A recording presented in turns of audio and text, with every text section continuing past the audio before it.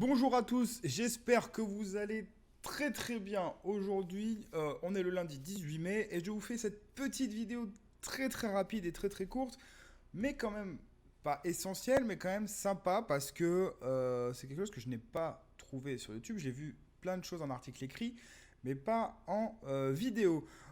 Aujourd'hui, je vais vous faire, bon, il va y avoir une petite série de vidéos sur comment utiliser les bons outils pour faire un bon pari sportif, tout simplement, ou même un pari sportif où vous trouvez les infos nécessaires pour faire votre pari sportif, peu importe le sport. On va commencer tout simplement avec le site numéro un pour moi, c'est SofaScore. Alors, SofaScore, c'est un site de résultats sur tous les sports possibles et inimaginables. Donc, vous avez le football, le tennis, le basket, le hockey, etc., etc.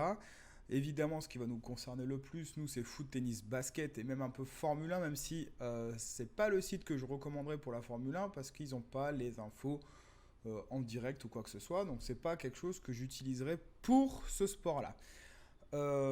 Première chose à faire, si vous voulez utiliser ce site de manière récurrente et de manière journalière, si on peut dire ça comme ça, c'est vous créer un compte sur SofaScore tout simplement parce que vous avez cet onglet-là qui s'appelle l'onglet Favoris que j'utilise le plus clairement du temps, c'est-à-dire que tout le temps, je l'utilise tous les jours, tout simplement parce que j'ai mis, on peut se faire des réglages par exemple sur des joueurs en particulier, donc là vous avez mis, j'ai vu ces deux joueurs de tennis pour l'exemple parce que ce sont mes deux préférés en masculin et en féminin, mais vous avez surtout les ligues. Et là, j'ai mis tous les championnats possibles et inimaginables de foot, tout simplement, et évidemment de tennis, évidemment de basket, et je me suis même mis le top 14 parce que j'aime bien suivre ça, même si je ne joue pas forcément dessus. Pour vous donner un ordre d'événements, ça, ce sont les matchs qui se sont passés samedi. Non, pas du tout. Samedi 16 mai, c'était pas ça ces matchs. C'est pas grave. On va prendre ça. Pour l'exemple, Leverkusen, enfin Brême-Leverkusen qui va se jouer ce soir, d'ailleurs, msiprono.fr, si vous voulez avoir le petit pronostic gratuit sur ce match-là. Et c'est quelque chose, et donc c'est ce site-là qui répertorie tous les matchs d'un seul et même jour. Donc là, il n'y a forcément qu'un match aujourd'hui, c'est le match de Bundesliga, mais sur les autres jours, vous allez avoir par exemple je sais pas, un match en Suède, un match en Australie, un match en France, un match en Espagne, etc. etc. De base, ce sont, alors on le voit là, c'est trié par horaire. C'est-à-dire que si vous avez les matchs à 15h30, de Ligue 1, vous aurez marqué Ligue 1 15h30, 18h30, et bien voilà, vous aurez autre chose, vous aurez autre chose. Vous pouvez créer soit groupé par ligue, soit groupé par horaire. Je préfère par horaire, ça c'est au goût de chacun, évidemment. Alors, j'aime beaucoup ce Donc là, vous avez les potentielles cotes qui sont pas forcément des cotes Argel pour ceux qui jouent en France, mais c'est plus des cotes hors Argel. Donc c'est toujours intéressant de voir si ça vous plaît, si ça vous plaît pas, ça on s'en fout. Vous avez les compos probables évidemment des deux équipes. Ça reste des compos probables, donc faites attention. Pas des compos définitives, même s'ils sont assez réactifs sur le fait d'envoyer les compos définitives directement dès qu'elles sont sorties. Vous avez évidemment des petites statistiques sur les séries face à face entre les deux équipes et les séries d'équipes en cours. Évidemment, période Covid, c'est pas forcément la chose à choisir pour ça, tout simplement. Et vous avez l'historique des derniers matchs juste ici. Voilà, tout simplement. Le classement, évidemment, en direct avant le match, avec les deux équipes, donc Leverkusen et le Werder Brême. Voilà, ça c'était pour la partie globale. La partie un peu plus technique. Très bon site, tout simplement, car vous pouvez paramétrer des notifications, que ce soit sur ordinateur ou sur mobile. Moi, je les ai mis sur mobile. Là, je les ai mis sur PC pour l'exemple, évidemment.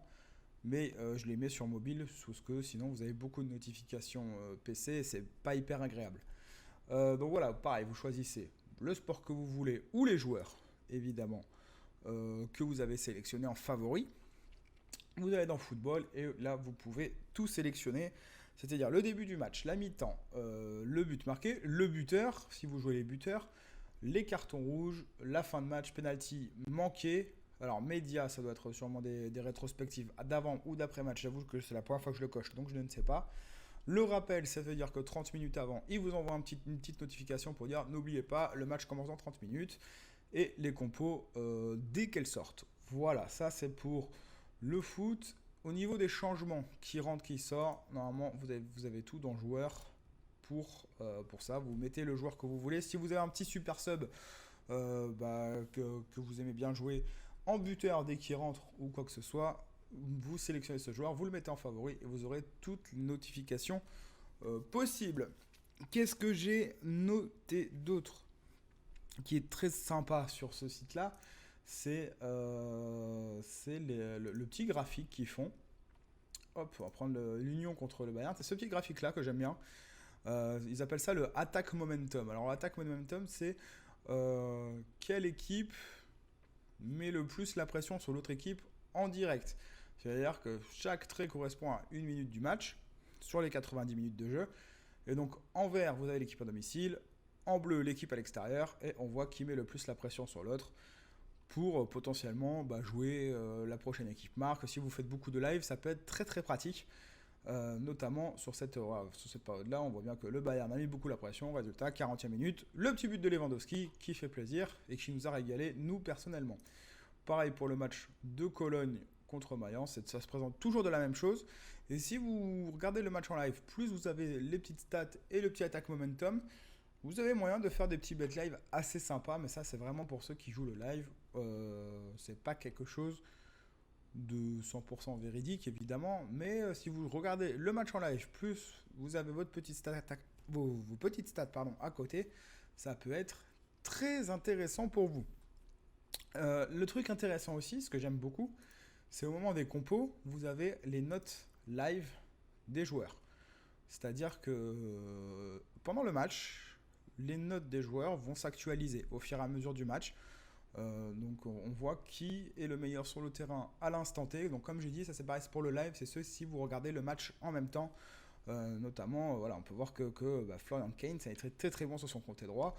Il a été le meilleur sur le côté droit. Résultat, il plante son petit but. Et ça peut être pareil, très intéressant si vous jouez en live. Donc n'hésitez pas à regarder ça quand vous regardez un petit match en live. Par exemple ce soir, le Brenn Leverkusen. Ça peut être sympa pour vous. Tout simplement, je ne sais pas si j'ai oublié des choses.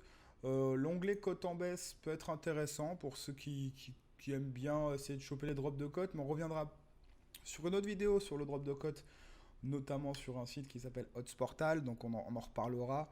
Ça peut être un indicateur pour vous aussi. Voilà, vous avez un petit graphique de savoir quand a démarré la cote.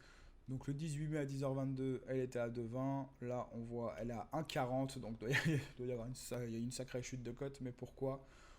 On ne sait pas trop. Donc, mais on y reviendra. Ça, j'en parlerai pas parce que j'aime pas du tout me fier à ça. Vraiment. Et on peut voir là, c'est les 20 top 20 tête à tête. Donc voilà, tout ça, en ce moment, je trouve pas ça hyper intéressant. Donc je n'y reviendrai pas en détail dessus. Mais surtout, le truc qu'il faut comprendre, c'est bien, créez-vous un compte et mettez tout ce que vous pouvez en favori. Notamment au niveau des joueurs, voilà, vous avez Messi, Ronaldo, Neymar, etc., etc., etc. Vous avez les plus populaires à chaque fois. Ou même, vous pouvez même, dans la barre de recherche, taper une petite recherche sur le joueur que vous voulez. Donc on va prendre Luka Doncic. Vous avez la page de Luka Doncic au niveau des joueurs, la saison régulière, toutes ses stats, tous les matchs qu'il a joués, ses derniers points inscrits, etc. Vous pouvez juste vous abonner, vous recevrez les notifications pour ce joueur-là, qui peut être très intéressante, notamment au niveau du foot et au niveau du basket. Voilà, c'était très très court, je le sais, mais c'était prévu. En attendant de faire, de faire autre chose, histoire de vous apprendre, pas de vous apprendre, j'aime pas trop, mais de vous aiguiller. Voilà, sur votre prise d'information pour les paris sportifs. Donc n'hésitez pas, si ça vous a plu évidemment, le pouce bleu, le machin, les trucs de youtubeurs. Nous on s'en fout, mais si vous le faites, c'est quand même très très cool. Voilà, merci à vous d'avoir regardé ça. Et on se retrouve très vite pour une nouvelle vidéo où on parlera évidemment du site concurrent qu'on connaît tous.